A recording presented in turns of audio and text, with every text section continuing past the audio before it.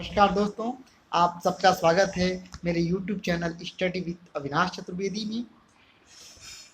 मित्रों, हम लोग अध्ययन कर रहे हैं इस समय उच्चतम न्यायालय के न्यायाधीशों की उच्चतम न्यायालय में न्यायाधीशों की नियुक्ति की प्रक्रिया के बारे में। इस संबंध में मैंने अब तक 3 वीडियोज बनाए हैं और 3 वीडियोज मैंने अपलोड किए हैं। इसमें प्रथम भाग में हमने देखा संवैधानिक प्रावधानों को, सेकंड भाग में हमने देखा कोलिजियम व्यवस्था जो सेकंड जजेस केस से उभर के आई, किस प्रकार स्थापित हुई और ये क्या व्यवस्था है, और तीसरे भाग में हमने देखा फर्स्ट और सेकंड जजेस केस के बारे में। आज हम लोग उससे आगे बढ़ते हैं और थर्ड जजेस केस के बारे में देखते हैं। सेकंड जजेस केस में सुप्रीम कोर्ट ने ये कहा था कि राष्ट्रपति मुख्य न्यायाधीश द्वारा अपने 2 वरिष्ठ सहयोगियों से परामर्श करने के पश्चात अगर सिफारिश करता है तो राष्ट्रपति उसको मानने के लिए बाध्य होगा। राष्ट्रपति को माननीय मुख्य न्यायाधीश के ऐसे मत को प्राथमिकता देनी चाहिए। विवाद यहीं पे उत्पन्न हुआ कि क्या मुख्य न्यायाधीश अपने वरिष्ठ न्यायाधीशों से, अपने वरिष्ठ सहयोगियों से परामर्श किए बिना यदि कोई सिफारिश भेजता है राष्ट्रपति के पास, तो क्या राष्ट्रपति ऐसी सिफारिश मानने के लिए बाध्य होगा? थर्ड जज केस में यही प्रश्न था।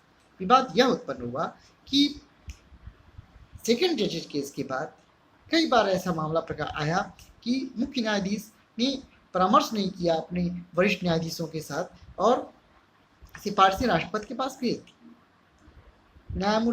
मुख्य न्यायमूर्ति MM पंछी पे यह आरोप लगा कि उन्होंने मनमाने तरीके से सिफारिशें राष्ट्रपति को भेजी हैं। उस समय भाजपा सरकार थी।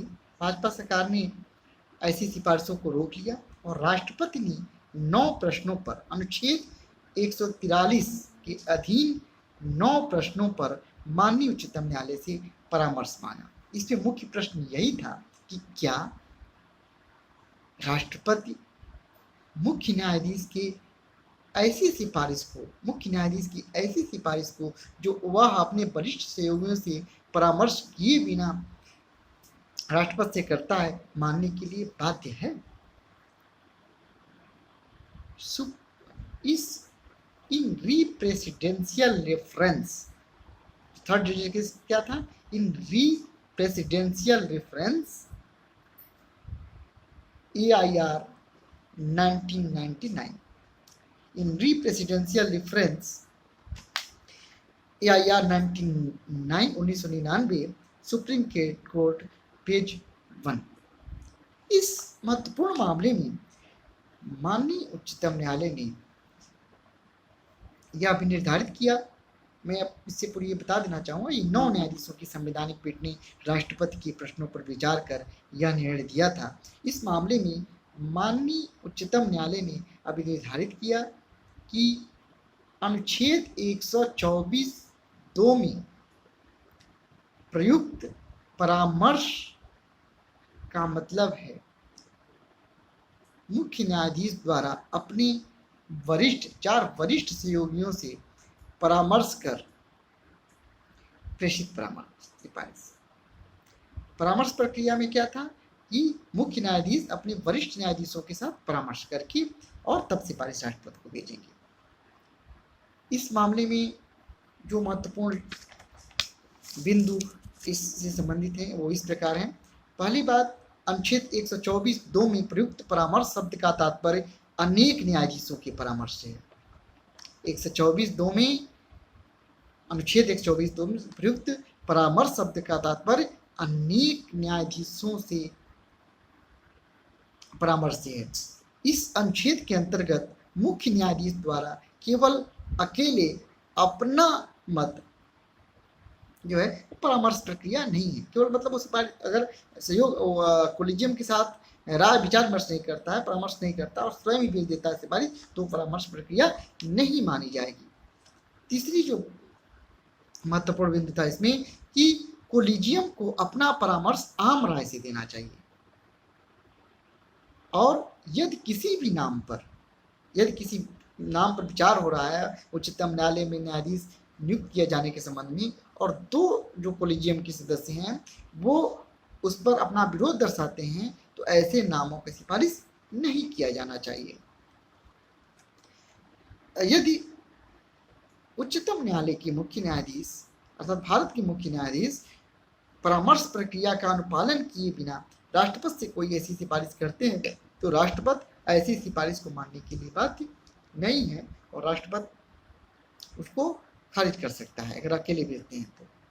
तीसरी इसमें एक चौथा महत्वपूर्ण बिंदु इसमें अभिनिर्धारित किया गया वो यह कि मुख्य न्यायाधीश कोलिजियम के जो अन्य सदस्य होंगे उनसे परामर्श करेंगे और ऐसे मत जो होंगे कोलिजियम सदस्यों का मत लिखित रूप से दिया जाएगा और राष्ट्रपति को सिफारिश प्रेषित करते समय संपूर्ण लिखित सामग्री सभी न्यायाधीशों का मत राष्ट्रपति के सामने प्रेषित किया जाएगा और तब राष्ट्रपति ऐसे व्यक्ति को नियुक्त करेंगे।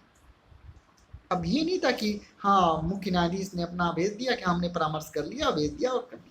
इसमें संपूर्ण जो सामग्री होगी परामर्श की संपूर्ण सामग्री वो राष्ट्रपति को प्रेषित की जाएगी।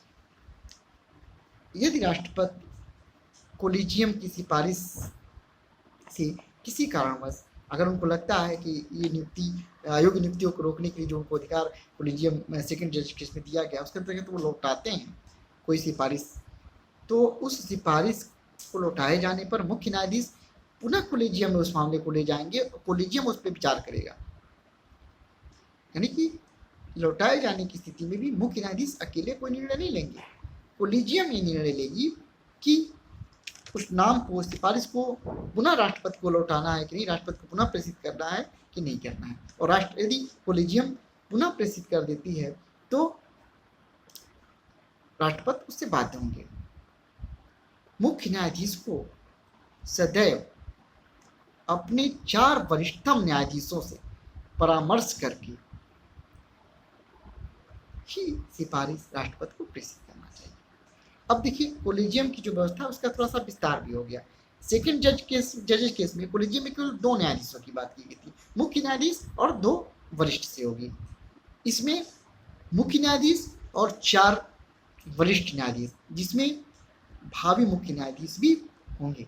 इस प्रकार कोलिजियम का विस्तार कर दिया गया इस निर्णय के द्वारा।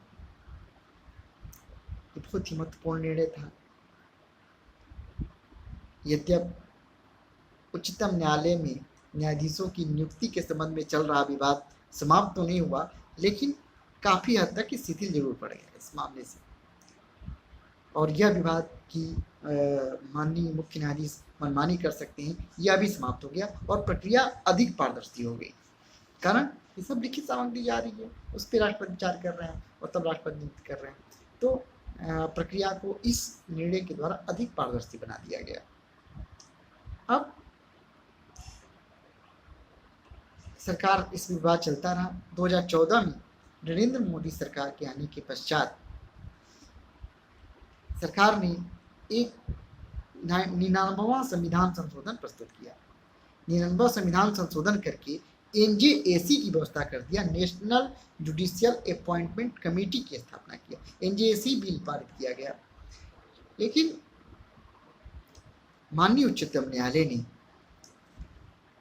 Supreme court advocates on record association बनाम भारत संघ AIR 2016 सुप्रीम कोर्ट पेज संख्या 117 यह निर्णय आया 16 अक्टूबर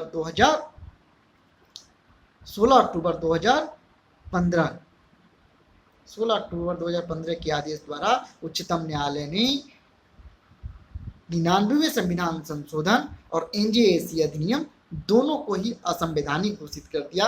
अर्थात थर्ड जजिस केस में जो प्रक्रिया स्थापित की गई वही प्रक्रिया अस्तित्व में रही और पुरानी प्रक्रिया का ही अनुपालन किया जाता रहा। निष्कर्ष रूप में हम कह सकते हैं कि वर्तमान में उच्चतम न्यायालय में न्यायाधीशों की नियुक्ति कोलिजियम की सिफारिश पर, कोलिजियम जिसमें कि भारत के मुख्य न्यायाधीश और 4 वरिष्ठ न्यायाधीश होते हैं, की सिफारिश पर राष्ट्रपति द्वारा की जाती है। राष्ट्रपति कोलेजियम की सिफारिश से को मानने के लिए बाध्य है। उसको केवल इतना ही अधिकार है कि वो अयोग्य नियुक्तियों को रोकने के लिए सिफारिश को एक बार लौटा सकता है, लेकिन यदि उन सिफारिशों को अनुमोदन को अगर सुप्रीम कोलेजियम दोबारा अगर प्रेषित करती है तो राष्ट्रपति उस व्यक्ति को उच्चतम न्यायालय में न्यायाधीश नियुक्त करने के लिए बाध्य होगा।